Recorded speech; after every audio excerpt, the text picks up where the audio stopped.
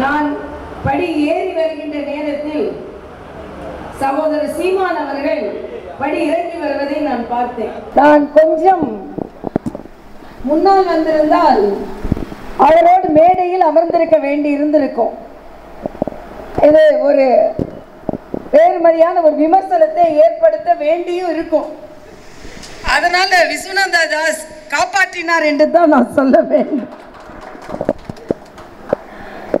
மேடையில் இருப்பது 2 பேர் மேடையில் இருக்க தவறில்லை. ஆனால் இன்றைய சூழ்நிலையில் 2 தலைவர்கள் சந்தித்தாலே கூட்டணிக்கா கூட்டணி இல்லாமல் இருப்பதற்கா?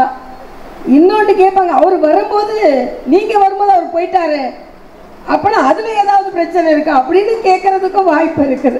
ஏனென்றால் வருவதும் பிரச்சனை, போவதும் பிரச்சனை, மேடையில் இருப்பதும் பிரச்சனை, எல்லாவற்றிலுமே தமிழகத்தில் விமர்சனம் வந்து கொண்டிருக்கிறது. ஆனாலும் சகோதரர் சீமான் அவர்கள் இந்த நிகழ்ச்சியில் கலந்து கொண்டதற்கு நான் உங்களுக்கு எனது வாழ்த்துக்களை தெரிவித்து, இன்னொரு அரசியல் கட்சி தலைவர், வேகமாக பேசக்கூடியவர், அவரும் இந்த நிகழ்ச்சியில் கலந்து கொண்டிருக்கிறார்.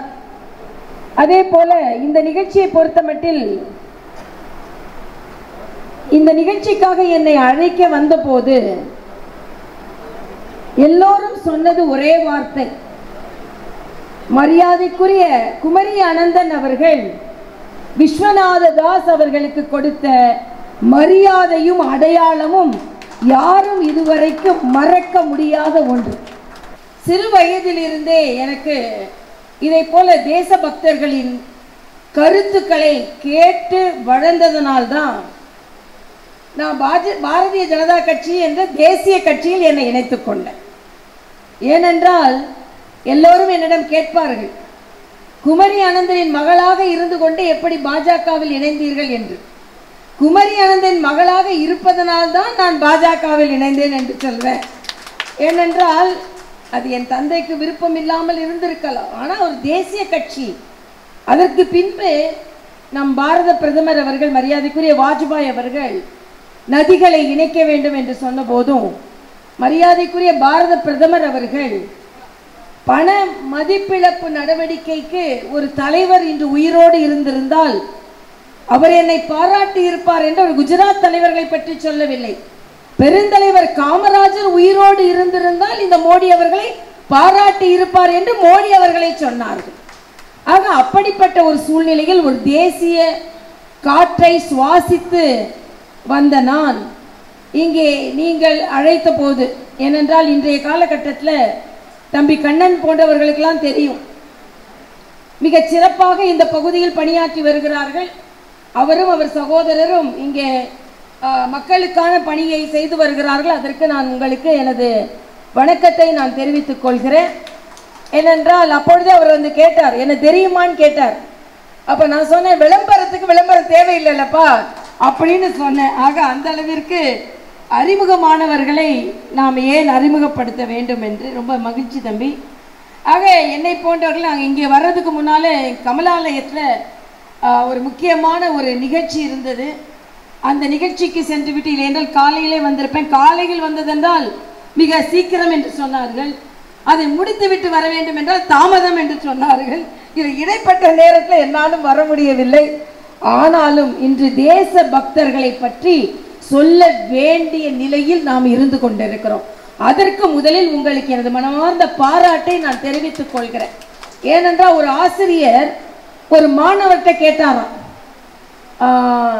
தம்பி மேப்பை பார்த்து கேட்டாராம், ரஷ்யா எங்க இருக்கு சொல்லு சொன்னார், அமெரிக்கா எங்க இருக்கு சொல்லு சொன்னாராம், லண்டன் எங்க இருக்கு சொன்னாராம், இந்தியா எங்க இருக்குப்பா?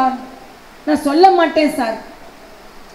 எல்லா நாட்டையும் சொல்றேன், நம் தாய் நாட்டை சொல்ல மாட்டேன்றேன்னா நீங்க தானங்க சார் சொன்னீங்க, தாய் நாட்டை காண்பிச்சு கொடுக்கவே கூடாது நீங்க சொன்னீங்க, அதனால நான் காண்பிக்க மாட்டேன் சார். ஆக தேசிய சக்தி, தேசிய உணர்வை இன்று இளைஞர்கள் வேறு மாதிரி எடுத்துக்கொள்கிறார்கள். ஆனால் சமீபத்தில் நடந்த ஆபரேஷன் சிந்தூர் என்பதன் மூலம் தேச பக்தியில் எந்த கட்சியை சார்ந்தவர்களாக இருந்தாலும் இந்த தேசத்திற்கு என்று ஒரு குறைபாடு வரும் பொழுது அனைவரும் இந்தியர்களாக ஒற்றுமை காண்போம் என்ற ஒற்றுமையை உலகிற்கு பறைசாற்றியது இந்த பாரத தேசம். ஆக அப்படிப்பட்ட சூழ்நிலையில் நாமெல்லாம் எந்த அளவிற்கு நாம் நமது சுதந்திரத்தை பெற்றோம் என்பது மட்டுமல்ல, மரியாதைக்குரிய விஸ்வநாத தாஸ் அவர்களை பற்றி சொல்லும் பொழுது அவர்கள் ஆங்கிலேயரை மட்டுமல்ல கொள்ளைக்காரர்களை கூட அவர் மனம் மாற்றினார் என்ற ஒரு செய்தி இதில் இருக்கிறது. ஜம்புலிங்கம் என்ற கொள்ளைக்காரர் அவரது நாடகத்திற்கு வந்து இந்த தைரியத்தோடு இங்கே நாடகத்திற்கு வந்திருக்கிறீர்கள் என்று அவரது சமூக விரோத செயலை கூட எதையும் செய்யாமல், சொல்லாமல், விமர்சனம் செய்யாமல் அவர் அதை பற்றி பாடியவுடன் அவரே அந்த கொள்ளைக்காரரே வந்து என்னை மாற்றி விட்டீர்கள் என்று கண்ணீர் வடித்த கதையெல்லாம் நாம் கேள்விப்பட்டோம். அதனால் இன்று விஸ்வநாத தாஸ் அவர்கள் மட்டுமல்ல, அவர்கள் கோயில்பட்டி போன்ற இடங்களெல்லாம் நாடகம் நடத்துவார்கள். ஏன்னா நான் தென்பகுதியை சார்ந்தவர் என்றால் சொல்கிறேன். நான் அடிக்கடி என்னை பற்றி சொல்லும்போது சொல்வேன், நீங்கள் ஏன் அரசியலில் எந்த விமர்சனத்தை பற்றியும் கண்டுகொள்வதில்லை என்றால் இது பணங்காட்டு நரி, எந்த சலசலப்பிற்கும் அஞ்சாது என்று சொல்வேன். அதே போல்தான் விஸ்வநாத தாஸ் போன்றவர்கள் கோயில்பட்டி போன்ற இடங்களில் எல்லாம் ஆங்கிலேயனை எதிர்த்து அவர்கள் நடத்திய நாடகத்தினால் தான் இன்று இந்த மேடையில் நாமெல்லாம் நின்று கொண்டிருக்கிறோம். அது மட்டுமல்ல, அவர் மிகப்பெரிய தொண்டர் படையை அவர் நடத்தினார். அந்த தொண்டர் படை இன்று நாமெல்லாம் எதிர்த்து போராடுகிறோம் பாருங்கள். கள்ளுக்கடைக்கு எதிராக எதிர்த்து போராடி இருக்கிறார்கள், மக்கள் விரோத போக்கிற்கு எதிர்த்து போராடி இருக்கிறார்கள்.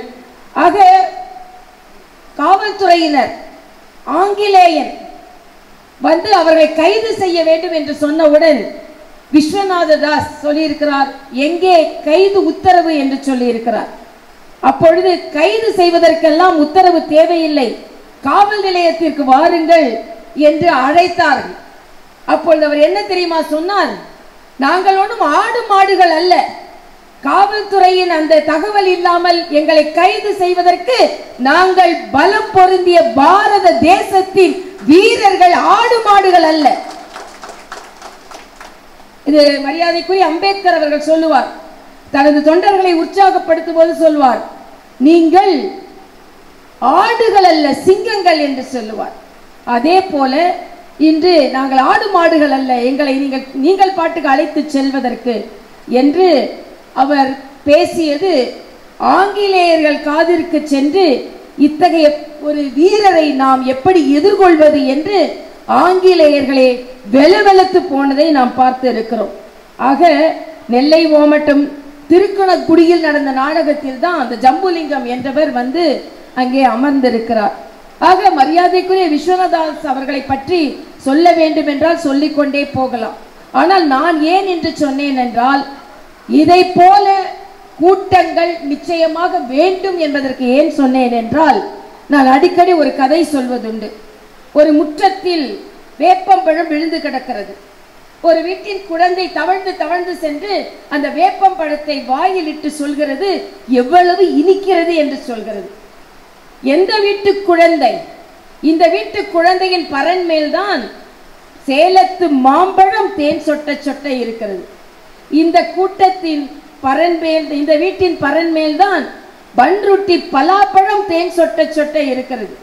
இந்த வீட்டின் பரன் மேல்தான் வாழைப்பழம், மட்டி வாழைப்பழம் தேன் சொட்ட சொட்ட இருக்கிறது. இந்த வீட்டின் பெரியவர்கள் அந்த வாழைப்பழத்தை எடுத்து அந்த குழந்தைக்கு கொடுக்காததால், அந்த மாம்பழத்தின் சுவையை அந்த குழந்தைக்கு கொடுக்காததால், அந்த பலாப்பழத்தின் சுவையை அந்த குழந்தைக்கு தெரியப்படுத்தாததால் அந்த குழந்தை வேப்பம் பழத்தை இனிக்கிறது என்று சொல்கிறது.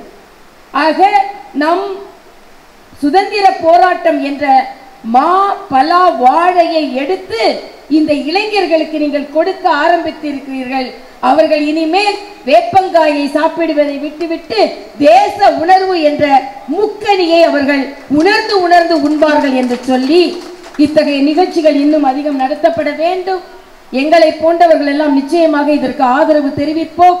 அது மட்டுமல்ல, தியாகி விஸ்வநாத தாஸ் அவர்களுக்கு எங்கெங்கெல்லாம் அடையாளங்கள் ஏற்படுத்த வேண்டுமோ அங்கேயெல்லாம் அடையாளங்கள் ஏற்படுத்துவதற்கு நாங்கள் உங்களுக்கு உறுதுணையாக இருப்போம் என்று சொல்லி, எங்கெல்லாம் ராமாயணம் பாடப்படுகிறதோ அங்கே அனுமன் இருப்பான் என்பதை போல எங்கெல்லாம் தேசபக்தி கனல் எழுகிறதோ அங்கே எல்லாம் நான் இருப்பேன் என்று சொல்லி உங்கள் சகோதரியாக உங்களிடம் விடைபெறுகிறேன்.